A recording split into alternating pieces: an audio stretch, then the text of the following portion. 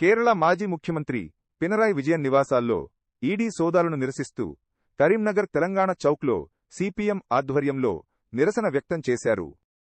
ఈ సందర్భంగా జిల్లా కార్యదర్శి మిల్కురి వాసుదేవరెడ్డి మాట్లాడుతూ కేంద్రంలోని బీజేపీ ప్రభుత్వం రాజకీయ లబ్ధి కోసం దర్యాప్తు సంస్థలను దుర్వినియోగం చేస్తోందని ఆరోపించారు. గతంలోనూ ఇలాగే వేధించగా కోర్టు క్లీన్ చిట్ ఇచ్చిందని గుర్తుచేశారు. బీజేపీ ప్రజా వ్యతిరేక విధానాలను ఎండగడుతున్నందుకే తమ నేతలపై కక్షపూరిత కేసులు బనాయిస్తున్నారని ఆయన మండిపడ్డారు. ఈ కార్యక్రమంలో నాయకులు కార్యకర్తలు పాల్గొన్నారు.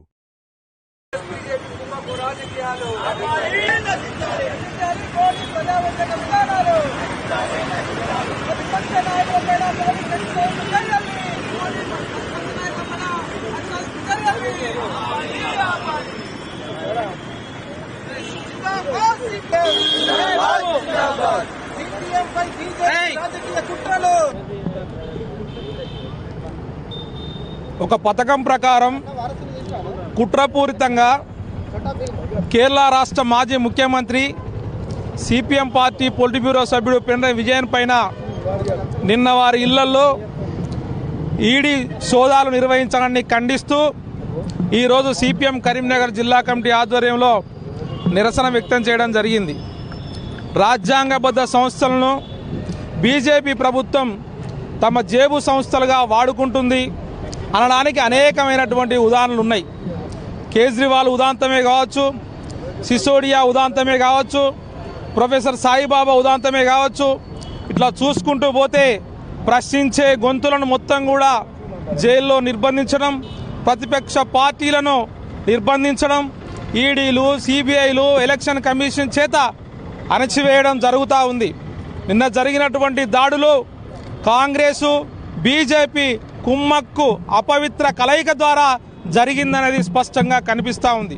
రాహుల్ గాంధీ అదే చెప్పాడు, మోడీ అదే చెప్పాడు. కేవలం 1.72 లక్షల ఏదైతే అదనంగా వచ్చింది అకౌంట్కి అని చెప్పేసి తన కూతురు పేరు మీద 2017 వచ్చిన దానికి ఆ రోజే ఖండించారు. న్యాయస్థానం విజయన్కు ఎలాంటి సంబంధం లేదని తీర్పు కూడా వెలువరించిన నేపథ్యంలో మళ్లీ రాజకీయ కక్ష సాధింపులో భాగంగా సిపిఎం పార్టీని డ్యామేజ్ చేసే విధంగా, విజయ్ పేరును వ్యక్తిగతంగా డ్యామేజ్ చేసే విధంగా ఈ బీజేపీ ప్రభుత్వం, కాంగ్రెస్ అక్కడ ఉన్నటువంటి రాష్ట్ర ప్రభుత్వం కుమ్మక్కుతోని దాడులు చేసింది. ఈ దాడులు ప్రజాస్వామ్యవాదులందరూ కూడా ఖండించాలని చెప్పేసి స్పష్టం చేస్తున్నాం. అంతేకాదు ఇవాళ సాయిబాబాను 10 ఏళ్లు జైల్లో పెట్టారు, న్యాయస్థానం క్లీన్ చిట్ ఇచ్చింది. అంతేకాదు అనేకమైన సిసోడియాను సంవత్సరం పాటు జైల్లో పెట్టారు, న్యాయస్థానం క్లీన్ చిట్ ఇచ్చింది. కేజ్రీవాల్ను జైల్లో పెట్టారు, న్యాయస్థానం క్లీన్ చిట్ ఇచ్చింది. ఇట్లా చూసుకుంటూ పోతే వాళ్ళ అనవసరంగా రాజకీయ నేపథ్యంలో రాజకీయ కక్ష సాధింపు చర్యల్లో భాగంగా అనేక మందిని తమ జేబు సంస్థలుగా ఈడీ సంస్థను, ఈ ఐటీ సంస్థను, అట్లాగే సిబిఐని వాడుకుంటూ ఈ దేశంలో మరో ఉన్మాదాన్ని రెచ్చగొట్టే విధంగా బీజేపీ ప్రయత్నం చేస్తూ ఉంది. అసలైన దేశభక్తులుగా స్వాతంత్రం కోసం పోరాడినటువంటి కమ్యూనిస్టులం విరోచితంగా పోరాడతామే తప్ప ఈ ఉడత ఊపులకు భయపడేది లేదు.